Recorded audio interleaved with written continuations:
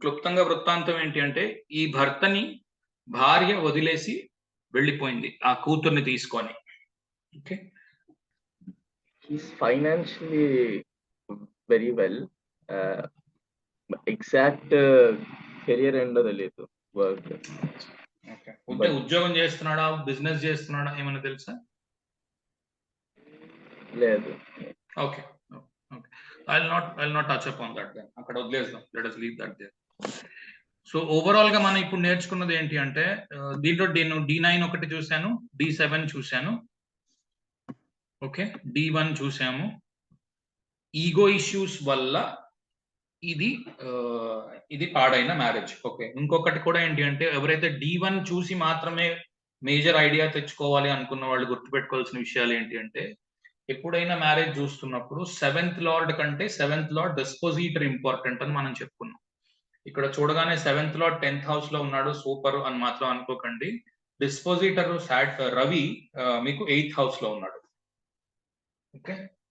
డిస్పోజిటర్ 8th house లో ఉన్నాడు. ఇది గుర్తుపెట్టుకోవాలి. ఎప్పుడైతే 7th లార్డ్ డిస్పోజిషన్ 6, 8, 12 లో ఉంటుందో ఎక్కువ అనుమానించండి.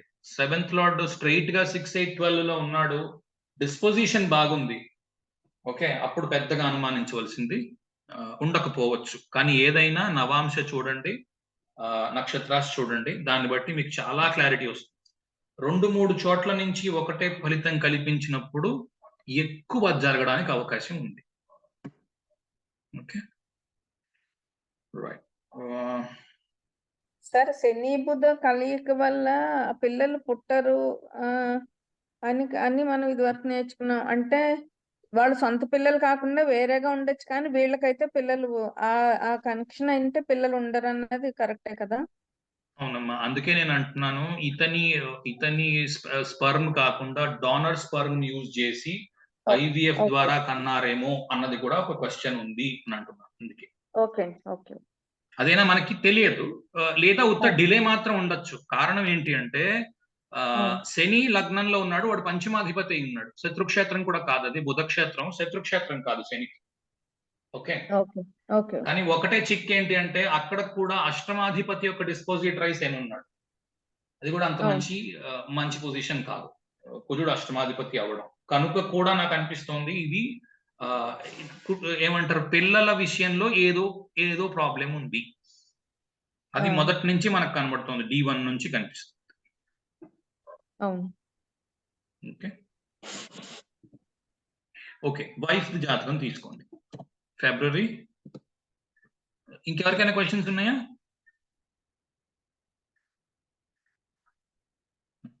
తక్కువ 4 ఇన్ఫర్మేషన్. ఒక ఇయర్ లో బైపాస్ సర్జరీ కూడా ఒకటి అయింది. మనం మెడికల్ ఇంకా నేర్పించలేదు పిల్లలకి. I don't want to confuse them with too much information. So అందుకని నేను డిస్కస్ చేయట్లేదు. బైపాస్ అది ఇంకా నేర్పించలేదు. మెడికల్ వైపు మనం ఇంకా వెళ్ళలేదు. చాలా బేసిక్స్ లో ఉన్నాం. ఏదో నాకు చాలా విషయాలు తెలుసు అని చెప్పుకొని డబ్బాని కొట్టుకోవడానికి తప్ప దేనికి ఉపయోగపడదు. అది నాకు ఇష్టం లేదు. సో ఏదైతే నేర్పించానో, ఎక్కడైతే మనం నేర్చుకుంటున్నామో అది చెప్పడమే నా ఉద్దేశం. మీకు ఆ ఇన్ఫర్మేషన్ కావాలి అంటే కొద్ది రోజులు పోయిన తర్వాత, అవి నేర్చుకున్న తర్వాత చెప్తాను. ఇంకా ఎస్ట్రేంజ్డ్ ఇయర్ ఇప్పుడు నవాంశ నుంచి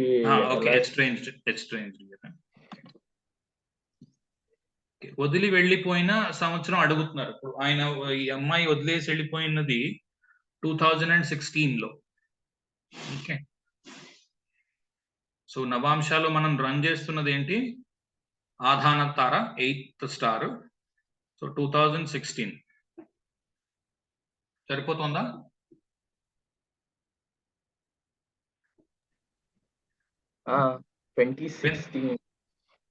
సరిపోయింది కదా. గురువులోని రాహు, గురువు 6వ ఇంట్లో ఉన్నాడు, లగ్నాధిపతి. రాహు ఏమో మీకు అక్వేరియస్ లో ఉన్నాడు, సప్తమాధిపతితో కలిసి ఉన్నాడు. సో మీకు గొడవలు ఆల్మోస్ట్ ఆల్ 2006, 2008 నుంచి ఉన్నాయి గొడవలు. ఓకే. ఎప్పటి నుంచి అయితే మెర్కరీ స్టార్ట్ అయిందో అప్పుడు నుంచి, జూపిటర్ లో మెర్కరీ స్టార్ట్ అయిన దగ్గర నుంచి, ఇది రికార్డింగ్ అంతా అప్లోడ్ చేస్తాను కాబట్టి you can hear it once again. ఏమైనా ఫీడ్బ్యాక్ ఉంటే you always please share it back. చెప్పండి. అంటే ఇంకోటి అంటే జూపిటర్ ఫిఫ్త్ లార్డ్ కూడా పునర్వసులో ఉన్నాడు. అంటే డాటర్ ఒకవేళ వెళ్ళిపోతే మళ్ళీ వెనక్కి వచ్చే ఛాన్స్ దాని నుంచి కనిపిస్తుందా? మీరు అడిగిన రిజల్ట్ నా దగ్గర పూర్తి ఆన్సర్ ఇంకా లేదు. నేను eventually I give you the answer. Okay. So ఈ సార్ క్వశ్చన్ ఏంటి అంటే ఇప్పుడు ఈ అమ్మాయి వెళ్ళిపోయింది కదా, ఇక వాళ్ళ పాపని తీసుకొని వెళ్ళిపోయింది. తనకి భార్య కన్నా పాప సంగతి ఏంటి, మా అమ్మాయి మా దగ్గరికి వస్తుందా వెనక్కి అన్నది క్వశ్చన్. సో ఇప్పుడు పునర్వసులో ప్రాబ్లం ఏంటి అంటే రెండు వైపులా ఉండొచ్చు. రాముడు సీతని వదిలిపెట్టిన తర్వాత లవకుశలు పెరిగిన తర్వాత వాడిద్దరూ రాముడి మీదకి యుద్ధానికి వచ్చి ఆ తర్వాత రాముడితో కలిశారు. ఓకే, అది ఎప్పుడు యుక్త వయసు వచ్చిన తర్వాత. ఓకే, సో ఇక్కడికైతే అదే కనిపిస్తుంది. లవకుశ సినిమా చూసుకుంటే చాలా వరకు క్లారిటీ వస్తుంది.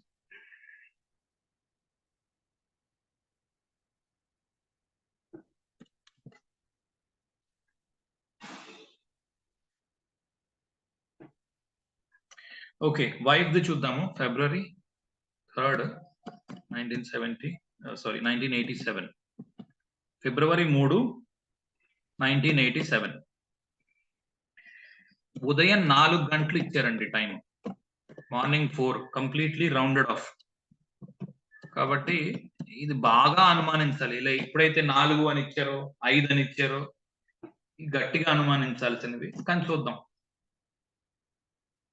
ఒకవేళ సిజేరియన్లు మరి ఆ టైంకు ఉన్నట్టు లేవులేండి. ఇంకా 87 అంటే సిజేరియన్లు అవి తక్కువ.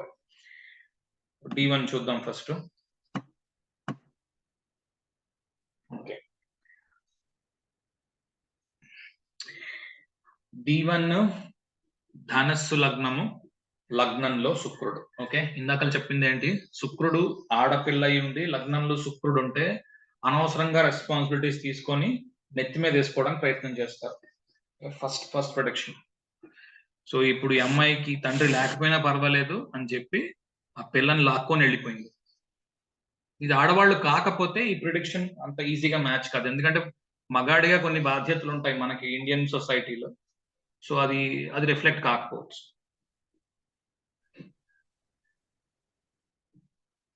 ఓకే, ఎవరు చెప్తారు సార్? చూడండి, 6, 8, 12 అధిపతులందరూ అక్కడ చతుర్థంలో ఉన్నారు సార్. సుఖాన్ని పాడు చేసుకోవడానికి ఏమాత్రం వెనుకాడరు. ఓకే, 6, 8, 12 చతుర్థంలో ఉన్నారు అంటే అర్థం ఏంటంటే తన సుఖం పాడైపోయినా పర్వాలేదు, నా వాళ్ళు బ్రహ్మాండంగా ఉండాలి అని అనుకోవడం. దానివల్ల ఓవర్ గా రెస్పాన్సిబిలిటీ తీసుకుంటారు. ఓకే, బాగుంది. సప్తమాధిపతి డిస్పోజిటర్ శాటర్న్ తీసుకుంటే జ్యేష్ఠలో ఉన్నాడు. కొంచెం ఈగో ప్రాబ్లం ఉన్నట్టుంది అక్కడ కూడాను. అంటే సప్తమాధిపతి డిస్పోజిటర్ జ్యేష్ఠలో ఉన్నాడు, ఇందాక లగ్నాధిపతి జ్యేష్ఠలో ఉన్నాడు. ఓకే, అవును, ఇందాక లగ్నం జ్యేష్ఠలో ఉంది, సారీ లగ్నం జ్యేష్ఠలో. ఓకే, సో ఇక్కడ కూడా ఈగో ప్రాబ్లమ్స్. ఒక్క నిమిషం, సప్తమాధిపతి చూడండి, సప్తమాధిపతి తృతీయంలో ఉన్నాడు, ఆ డిస్పోజిటర్ 12th లో ఉన్నాడు. సో ఇక్కడ కూడా డిస్పోజిషన్ ప్రాబ్లం ఉంది. అవును, కానీ ధనిష్టలో ఉన్నాడు కాబట్టి wealth maybe sound. 7th lord కి వెల్త్ సౌండ్, కానీ ధనిష్ట ఏమిటి? వసూనాగ్ స్రవిష్ట. సో వసూలు, అష్టవసూలు అంటే ఎవరు? భీష్ముడు అవుతున్నాడు. సో కనుక ఇక్కడ కూడా మనకు కనబడుతున్నది ఏంటి అంటే బ్యాచులర్హుడ్ కావచ్చు, లేదా పిల్లలకు కలిగే పరిస్థితి లేకపోవడం కూడా కావచ్చు. ఎందుకంటే భీష్ముడికి పిల్లలు లేరు.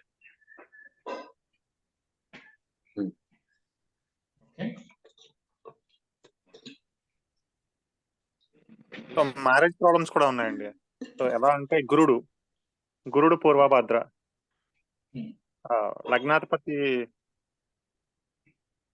అండ్ డిస్పోజిటర్ కూడా. రైట్, గురువు పూర్వభద్రలో ఉన్నాడు. అక్కడ ఉన్న ప్లానెట్స్ అన్నిటినీ చూడు, మిగిలినవన్నీ రేవతిలో ఉన్నాయి. రేవతి రేవతి రేవతి అన్ని రేవతిలో ఉన్నాయి. ఒక్క గురువు మాత్రం జస్ట్ ఫస్ట్ డిగ్రీలో ఉన్నాడు. ఆ రోజే గురువు మారాడు. సో నేను రైట్ క్లిక్ చేసి చూపిస్తాను. జూపిటరు 3:39 ముందు మారాడు జూపిటర్. ఓకే, సో వియోగం ఇన్ ఓల్డ్ ఏజ్. ఎక్కడి నుంచి? 7th Same. Lord disco. లగ్నాధిపతి డిస్పోజిటర్, లగ్నాధిపతి ప్లస్ డిస్పోజిటర్ పూర్వభద్ర అయినది. ఓకే, ఓల్డ్ ఏజ్ లో భార్యా వియోగమా? ఓకే, దారకారకుడు అయితే కనుక మ్యారేజ్ ప్రాబ్లమ్స్, దార స్పౌస్ అయితే కనుక సో అదే అవుతుంది. రైట్.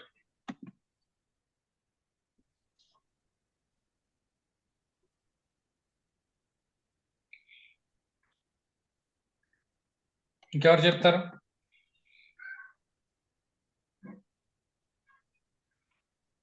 ఆవిడ వర్క్ చేస్తున్నారండి, likes to will work continuously, అంటే ఏదో ఒక పని చేస్తూనే ఉంటారు అనుకుంటా ఇవిడ. లగ్నంలో శుక్రుడు ఉన్నాడు కదా, ఒకటే పని ఇప్పుడు, బాధ్యతలు నెత్తి మీద వేసుకోవడం.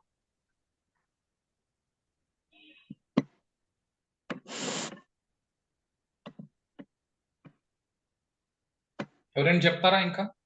ఇది కూడా సప్తమాధిపతి కుంభంలో ఉన్నాడు కదా సార్, దాని వల్ల కూడా ఇది రాశి చాట్ తల్లి, ఇంకా నవాంశ పెట్ల మనం. రాశి చాట్ అయ్యాక నవాంశ. ఓకే. నవాంశలోనే అది కన్ఫర్మ్ నవాంశలో మాత్రమే అప్లికబుల్. నవాంశలోనే 7th లార్డ్ ఒకవేళ మనకి కుంభంలో ఉంటే ఫిజికల్ గా మనిషి దూరంగా బతకవచ్చు, వేరే ఊళ్ళో బతకచ్చు, లేదా ఫిజికల్ గా విడాకులు తీసుకొని విడిపోయి వేరే వేరేగా ఉండొచ్చు, లేదా భౌతికంగా వెళ్ళిపోవడం అన్నమాట, ఏదో మృతి చెందడం, అది కూడా జరగచ్చు. ఆ మూడిట్లో ఏదైనా పాసిబిలిటీ కావచ్చు. మొత్తానికి ఏంటంటే ఇన్స్టెబిలిటీ ఉన్నట్టు అన్నమాట, మ్యారేజ్ కరెక్ట్ గా లేనట్టు. సో మిగిలిన చోట్ల నుంచి కూడా ఇంకో 2-3 చోట్ల నుంచి కూడా ఆ కన్ఫర్మేషన్ వస్తే అప్పుడు ఆ రిజల్ట్ ప్రొనౌన్స్ చేయాలి. సో ఇప్పుడు నాకు నక్షత్ర లెవెల్లో సప్తమాధిపతి ఒకటి ఏమో ధనస్సులో ఉన్నాడు, ధనిష్టలో ఉన్నాడు. ధనిష్టలోని శని, ధనిష్టకి అధిపతి అయిన శని, నా ఉద్దేశం కుంభానికి అధిపతి అయిన శని మీకు జ్యేష్ఠలో ఉన్నాడు నక్షత్ర లెవెల్లో తీసుకుంటే.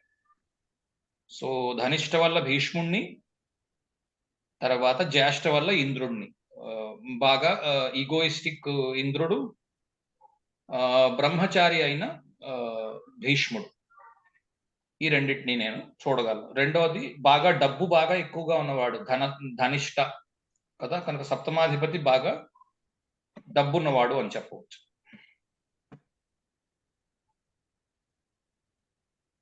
అంటే ఈమె భర్త డబ్బున్నవాడు అయి ఉండొచ్చు.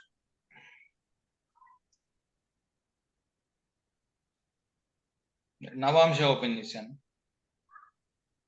ఆ డబ్బులు తీసుకుని వెళ్ళిపోయారు.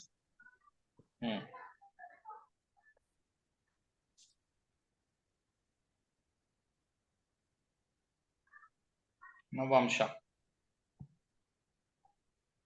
సప్తమాధిపతి సప్తమంలోనే ఉన్నాడండి. అది యాక్వేరియస్ కదా, so 7th lord Aquarius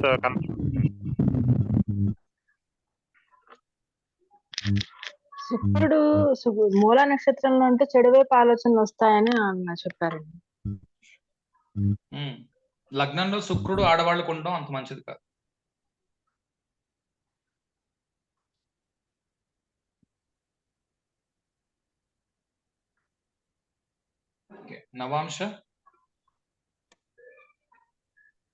నవాంశలో 7th lord Saturn అక్కడే యాక్వేరియస్ లో ఉన్నాడు, సో మ్యారేజ్ ప్రాబ్లమ్.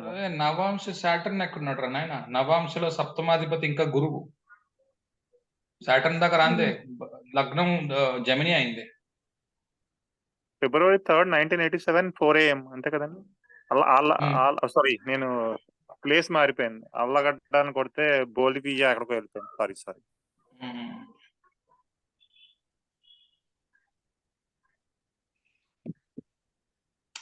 ఏంటి ఎవరు చెప్పట్లేదు? సప్తమాధిపతి ద్వితీయం, ద్వితీయాధిపతి సప్తమం, పరివర్తన బాగా చాలా క్లియర్ గా ఉంది. పైగా ద్వితీయంలో కేతువు కూడా ఉన్నాడు.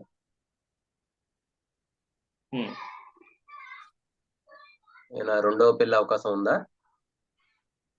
ఓకే, ఇంకేమవచ్చు? ఇప్పుడు 4 o'clock అంటున్నాము. ఫర్ ఎగ్జాంపుల్ నేను దీన్ని క్యాన్సర్ కి మూవ్ చేస్తున్నాను అనుకుంటున్నాను లగ్నాన్ని.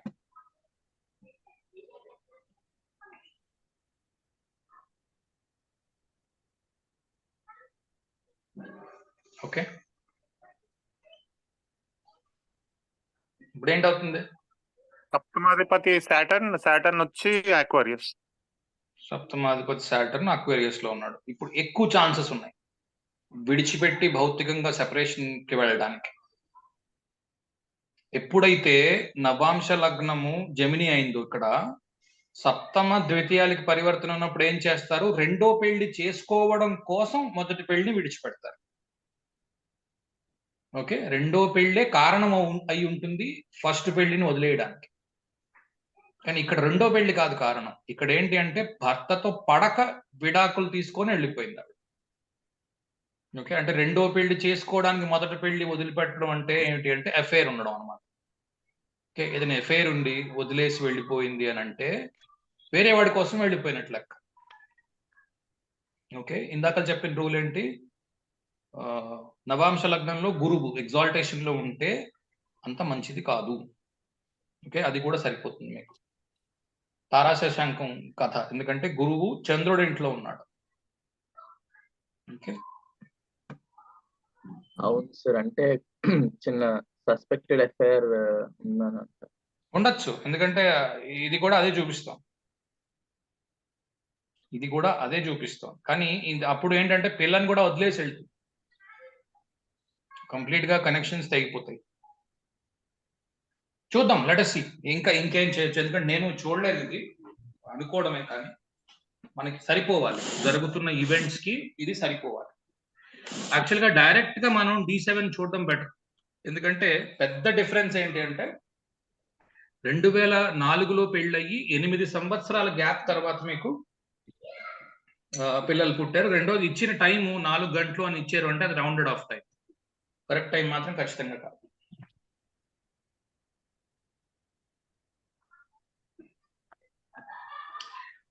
ఓకే, చూడండి 10th లార్డ్ ఎవరు? ఓకే, ఇందాక వేసుకున్న టైం ఫస్ట్ వేసుకున్నాం. 4 o'clock వేసుకుంటున్నాను టైం. నేను 4 o'clock వేసుకుంటే ఫస్ట్ లార్డ్ 10th లో ఉన్నాడు. ఇక్కడ కూడా డిలే ఉండొచ్చు. ఓకే, 7th లార్డ్ ఫస్ట్ లో ఉన్నాడు. సెకండ్ లార్డ్ ఫస్ట్ లో ఉన్నాడు.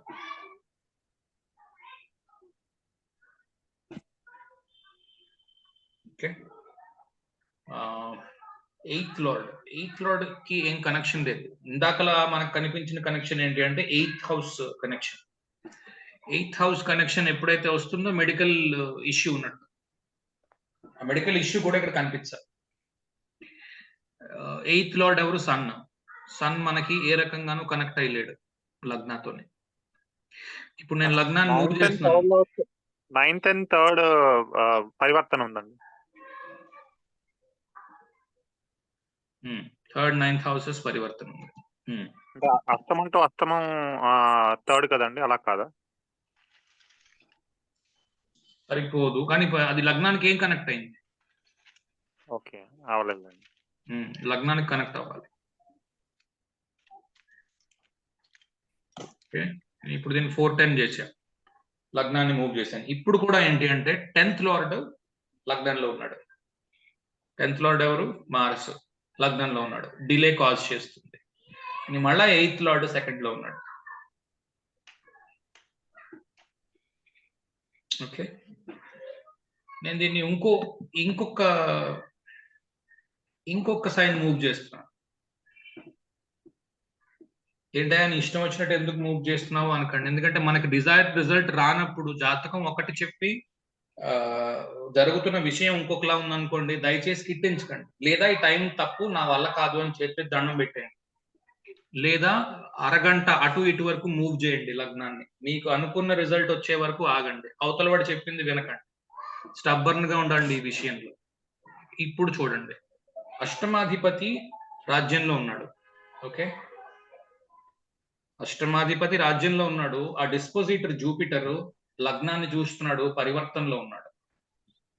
లగ్నాధిపతి సప్తమం, సప్తమాధిపతి లగ్నం, అష్టమాధిపతి రాజ్యం, దాని డిస్పోజిటర్ లగ్నాన్ని చూస్తున్నాడు. ఇది చాలా వరకు మ్యాచ్ అవుతుంది. ఓకే,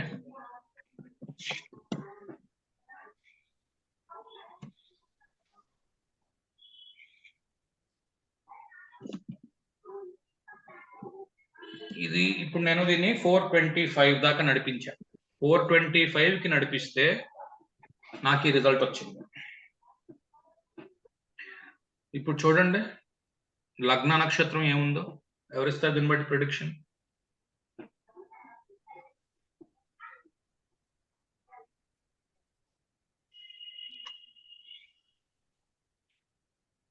పూర్వాషాఢ ఏంటి? అపాం పూర్వాషాఢ. ఓకే, పూర్వాషాఢ వచ్చింది మళ్ళీ. అపాం పూర్వాషాఢ. అపాం పూర్వాషాఢ అంటే గంగాదేవి. గంగాదేవి ఏం చేసింది? శంతన మహారాజుకి కండిషన్స్ పెట్టింది. ఫలానా ఫలానా కండిషన్స్ ఉంటేనే నేను నీతో పాటు ఉంటాను, లేకపోతే ఉండను. కండిషన్స్ నాట్ మెట్, ఇమ్మీడియట్ గా వెళ్ళిపోతాను. ఏంటి కండిషన్స్? నేను ఏం చేసినా సరే అడగడానికి వీల్లేదు. ఓకే, ఈ కండిషన్ అయితేనే నేను ఉంటాను, లేకపోతే ఉన్నాను. Okay, conditions. కనుక ఏమైంది, కొద్ది రోజులు శంతన మహారాజు గంగాదేవి కాపురం కొద్ది రోజులు చేసిన తర్వాత, కొద్ది రోజులు అయ్యాక పిల్లలు పుట్టిన తర్వాత ఆ పిల్లాడిని అందరినీ తీసుకొని ఆవిడ గంగలో కలిపేసింది. ఆఖరి వాడిని ఇతనికి వదిలేసి వెళ్ళిపోయింది. ఓకే, మొత్తానికి ఆవిడ ఆయనతో లేదు. ఓకే, ఒకవేళ ఇందాకది కరెక్ట్ అయితే ఏది ఏమంటాం, మూలా నక్షత్రం కరెక్ట్ అయితే కనుక అప్పుడు ఒక రకంగా ఉండాలి, ఇప్పుడు ఒక రకంగా ఉండాలి. సో అది మనకి రిజల్ట్ దేని వైపు వెళ్తోందో చూసుకొని మనం చేయాలి.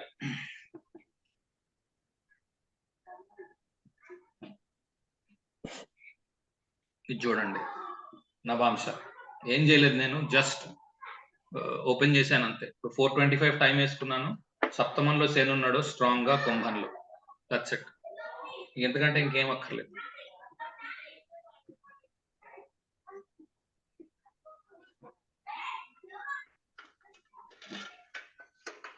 అర్థం కాని వాళ్ళు ఎవరైనా ఉన్నారా? బాగా కష్టంగా ఉందా? ఇప్పుడు చూడండి సప్తాంశ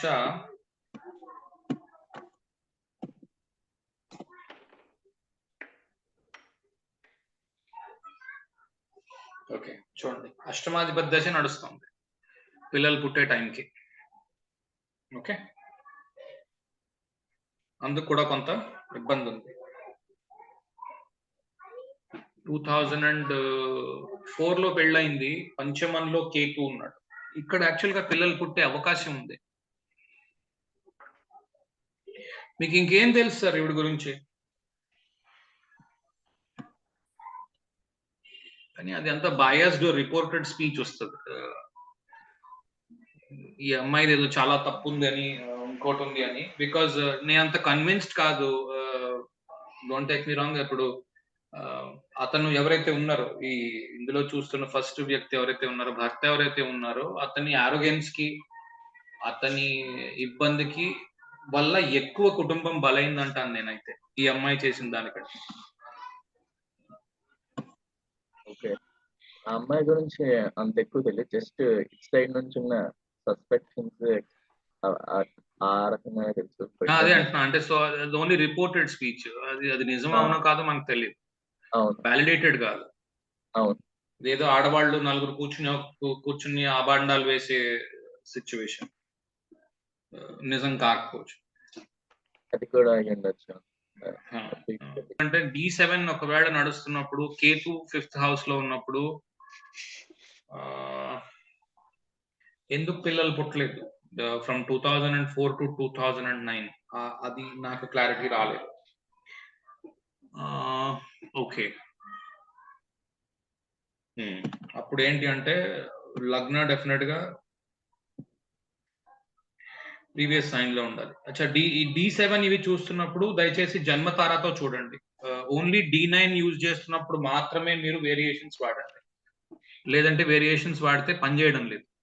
ఓకే, రిజల్ట్స్ కరెక్ట్ గా రావట్లేదు. ఓన్లీ D9 లోని మ్యారేజ్ కి సంబంధించిన దానికి మాత్రమే మీరు వేరియేషన్స్ వాడండి. మామూలు ప్రాస్పెరిటీ అవి చూసినప్పుడు కూడా కొంతవరకు వాడచ్చు. D9 చూస్తున్నప్పుడు మాత్రం వాడండి వేరియేషన్స్. కానప్పుడు జన్మతార వాడండి. ఇర్రెస్పెక్టివ్ ఆఫ్ మూన్ ఎక్కడున్నా సరే జన్మతారే వాడండి. అలా వాడితేనే నాకు బాగా వచ్చాయి అనిపించింది. ఇప్పుడు చూడండి ఒకవేళ నేను ఇది వెనక్కి వేసుకుంటే, ఓకే, ఇది వెనక్కి వేసుకుంటే నవాంశ కూడా మీకు ఓకే, నవాంశ ఇలా ఉన్నా కూడా సప్తమాధిపతి మీకు అక్వేరియస్ లో ఉంటాడు మళ్ళీ. సో ఇలా ఉన్నా కూడా ఏం తప్పు లేదు. వెనక్కి వేసుకుంటే ఏమైంది అంటే కేతు దశ నడుస్తోంది, కేతువు 10th లార్డ్ అయ్యాడు చూడండి. కేతువు 10th లార్డ్ అవ్వడం వల్ల కూడా డిలే ఉంటుంది. Okay, 11th lord Venus, sorry 4th 9th lord Venus 11th లో ఉన్నాడు. 11th పొజిషన్ కూడా అంత మంచిది కాదు. 3rd 11 8 ఈ 3 డిలేస్ చూపిస్తాయి, లేదా ఇంకో రకమైన ప్రాబ్లమ్స్ ఏమైనా చూపిస్తాయి. ఓకే, రెండోది వీనస్ ఉన్న ప్లేస్ యొక్క అధిపతి 8th లో ఉన్నాడు, ఇది కూడా అంత మంచి పొజిషన్ కాదు. లగ్నాలో 10th లార్డ్ ఉన్నాడు. సో ఇవన్నీ డిలే కాజింగ్. అంటే అస్యూమింగ్ వీళ్ళు ఇచ్చింది ఆ మాత్రం ఈ మాత్రం రైట్ అయి ఉంటుంది ఏమో అని. ఓకే, సో అప్పుడు మీకు మూల 4th పాదం అయ్యింది. సో అట్లీస్ట్ మనకి ఫిజికల్ అపియరెన్స్ అయినా మనకు తెలిసి ఉండుంటే మనం కరెక్ట్ చేసుకోవచ్చు ఇక్కడ నుంచి. ఇప్పుడు ఇది కనుక కరెక్ట్ అయితే ధనస్సు లగ్నం అవుతుంది, క్యాన్సర్ నవాంశ లగ్నం అవుతుంది. కనుక సన్నగా ఉండరు, లావుగా ఉంటారు, పొట్టిగా లావుగా ఉంటారు. ఓకే, ఒకవేళ సింహం అవుతే కనుక పొట్టిగా సన్నగా ఉంటారు, అంత లావు ఉండరు. ఇదైతే బాగా లావుగా ఉంటారు. లగ్నంలో గురువు కూడా ఉన్నాడు. రెండోది లగ్నంలో కేతు ఉన్నాడు. సో డిస్కనెక్ట్ ఉంటుంది. మోస్ట్లీ ఇది కరెక్ట్ కావచ్చు అనుకుంటున్నాను. 420 ఈ టైం కరెక్ట్ కావచ్చు అనుకుంటున్నాను.